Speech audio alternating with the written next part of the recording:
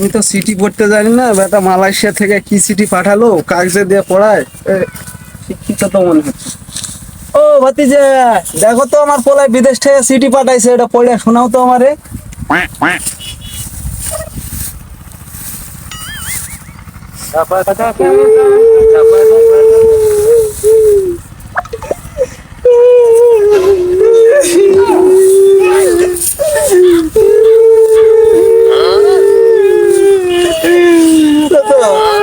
চিঠি তো আমি পড়তেছি, আপনি কান দিচ্ছেন কেন?